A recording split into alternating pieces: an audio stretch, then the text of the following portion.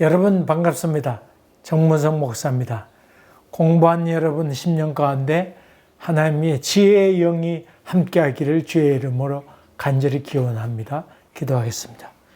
은혜로우신 아버지 하나님, 저의 영혼이 활짝 열리도록 도와주시고 그것을 실체에 옮김으로 말미암아 산 믿음이 될 수 있도록 도와주시옵소서.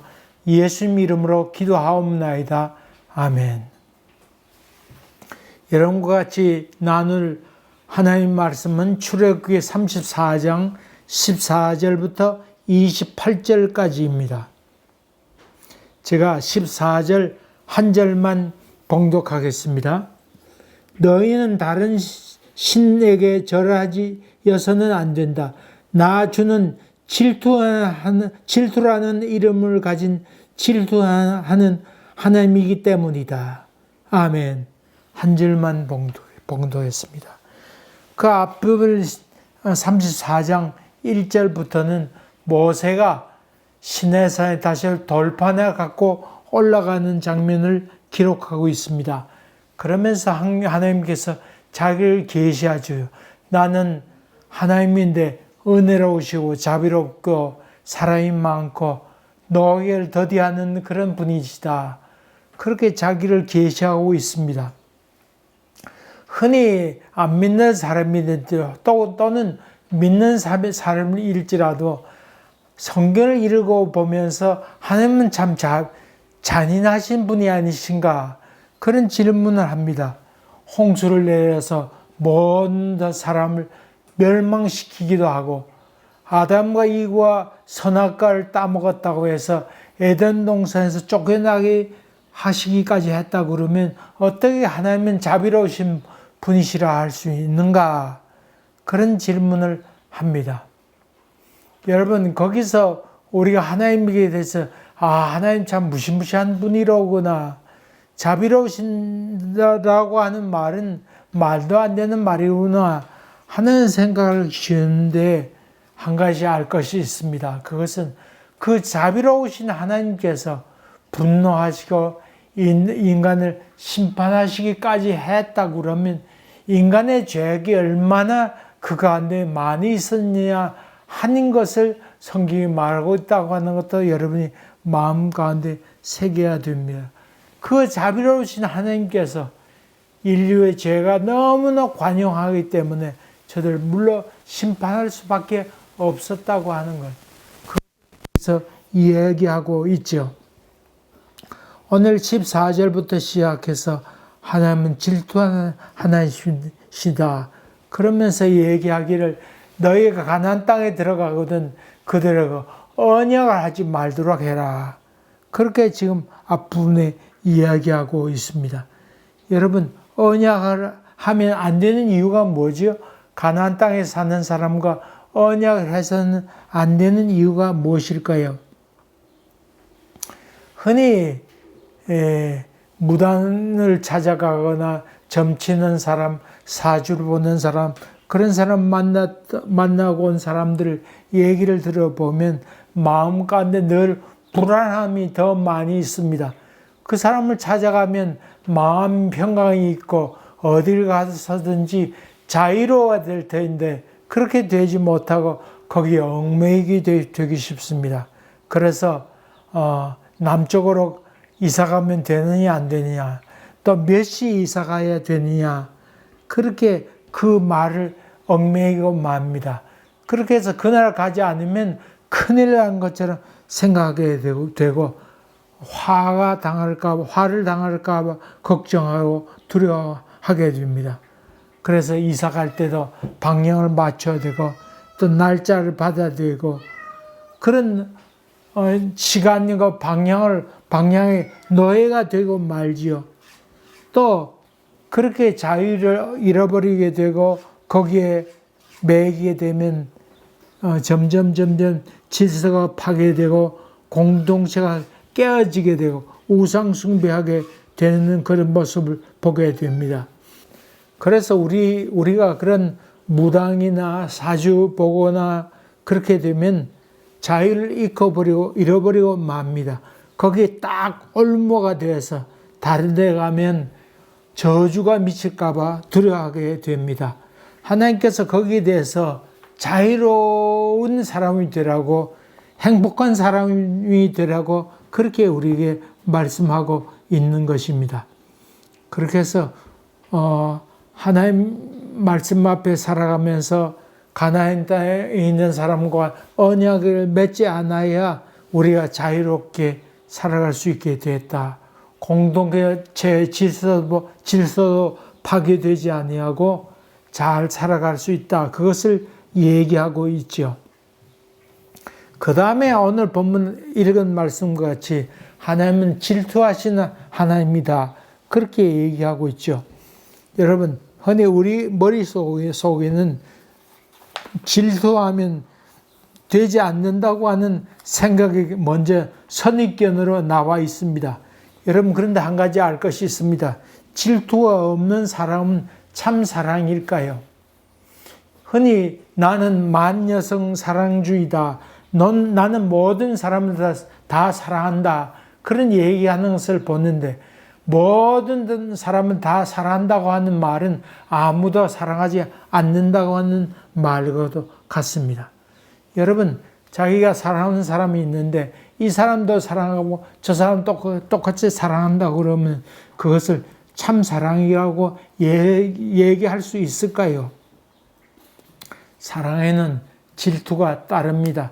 자기가 좋아하는 사람, 이외의 사람을 사랑하게 되면 마음 가운데 참지 못하는 분노가 나오기도 합니다. 그렇게 해서 사랑을 온전히 자기 사랑하는 사람이 주는 것, 여러분 또 자기만 사랑해 달라고 하는 것, 그 이기적인 사랑이라 볼 수 있는데 하나님이 얘기하려고 하는 것은 그런 질투하는 하나님이라고 하는 것은 그런 뜻이 아닙니다.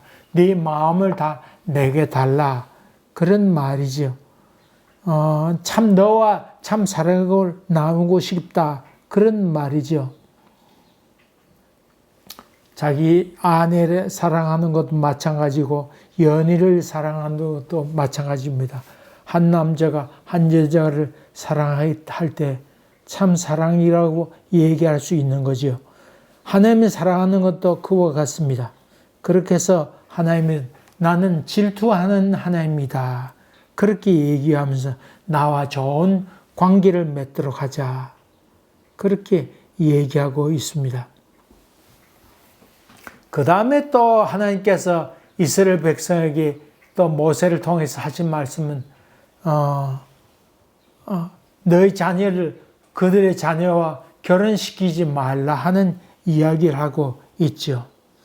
여러분, 왜 그러면 이방 여인과 결혼하지 말라고 하지요? 아버지 날 낳으시오, 어머니 날 기르시니, 그런 말도 있잖아요.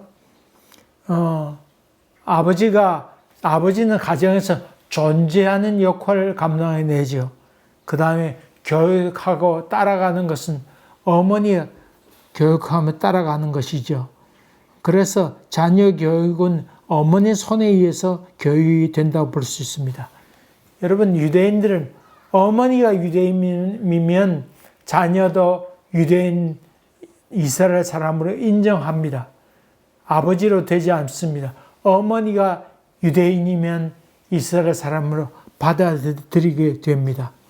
여러분, 흔히 다른 나라 사람하고 결혼한 예를 보게 되는데 한국 여자하고 결혼한 사람은 자녀를 한국어 잘 가르칩니다만 그렇지 않게 될 때 한국 언어를 전혀 사용하지 못하는 경우가 얼마나 많은지 모릅니다. 그러니까 결혼이라고 하는 것은 어머니가 중요하다고 해서 그것을 염두에 둬야 됩니다. 여러분, 그 다음에 19절에 태에 처음 열매 맺은 것은 모든 나의 것이다. 너의 집 짐승 가운데 처음 난 수컷은 소리든 소의 맛배이든지 땅의 맛배이든지 나의 모든 것이다. 모든 나의 것이다. 그렇게 지금 얘기하고 있죠. 첫 태생은 다 하나님 것이니까 하나님께 드리도록 해라. 여러분 자녀도 제일 첫째 낳은 맏아들이라 그래서 특별한 대우를 많이 하죠. 첫 사랑의 대상자입니다. 첫 사랑의 마음을 담아서 낳은 자식이 첫 태생이지요. 그래서 할아버지, 할머니들 다 첫째를 제일 우선시합니다. 거기에 마음이 다 담겨 있기 때문에 그렇습니다. 그리고 또 20절에 보게 되면 하나님 앞에 나올 때 빈손으로 나오지 말라. 그렇게 지금 얘기하고 있습니다. 물질이 있는 곳에 마음이 있지요. 흔히 교회를 창고라고 생각하는 사람도 있습니다. 자기 집에 쓰지 못할 것을 교회에 갖다 놓는 경우도 있는데 그런 것이 교회는 아니라고 하는 것을 여러분 염두에 둬야 됩니다. 마음에 담아두면서 하나님 제일 중심으로 살아가라. 그것을 얘기하고 있습니다. 잠언 23장 26절을 보면 내 마음을 내게 달라. 그렇게 얘기하고 있습니다. 늘 마음을 하나님께 드리는 것, 온갖 정성과 마음과 뜻을 다해서 여호와 앞에 나가는 것, 그것이 신앙이라고 볼 수 있습니다. 여러분이 잘 아는 리빙스턴 같은 경우 자기가 어릴 때 다닌 주일학교에 드릴 헌금이 없어서 자기가 대신 자기 몸을 헌금통 안에 넣었다고는 예화가 나오죠. 옛날 교회 입구에는 저울이 있었다고 전해집니다. 헌금자리 옆에 저울이 있어서 자기 몸무게를 재어서 몸무게에 맞춰서 헌금을 하는 예가 있었다고 합니다. 그렇게 해서 자기 체중이 많이 나가면 거기에 맞춰서 헌금을 맞춰냈다고 하는데 리빙스턴도 그렇게 했다고 하는 말이 전해지고 있습니다. 그렇게 해서 자기가 드릴 것이 없으니까 자기의 몸을 하나님께 드립니다. 그렇게 해서 바쳤다고 하는 이야기입니다. 여러분, 과거에 엽자온 두 님을 하나님께 기뻐하시고 이 사람은 이 전부를 다 바쳤다. 그것을 얘기하시면서 칭찬하신 얘기가 나오지 않습니까? 여러분, 하나님께 드릴 때 제일 가장 귀한 것을 드리세요. 여러분의 먹다 나온 것, 쓰다 마음과 드린 것 아니고 가장 마음과 뜻과 정성을 다 바친 귀한 것, 그것을 드리는 것, 그것이 하나님께서 기뻐하시는 것이죠. 26절에 제일 좋은 것을 주는 주 너의 하나님 집으로 가져오라. 그래서 모든 것이 제일 귀한 것, 다시 말하면 우리 창조하시고 인도하시고 거룩하신 분이신데 그분에게 최선을 다해서 들어가야 영적 질서가 잡히고 또 세상 모든 질서를 잡혀간다. 그것을 얘기하고 있습니다. 성경에 보면 너희 몸을 거룩한 산 제물로 드려라. 무엇보다도 우리 마음을 주님께서 원하신다.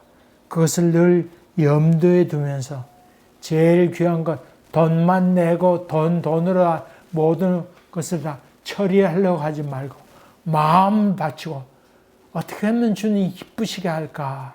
그런 마음으로 믿음의 걸음을 한 걸음 한 걸음 걸어가려고 애쓰는 삶. 그것이 주님께서 원하시는 삶이에요.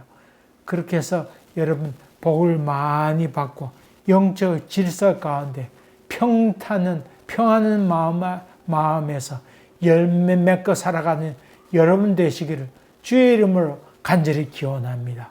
기도하겠습니다.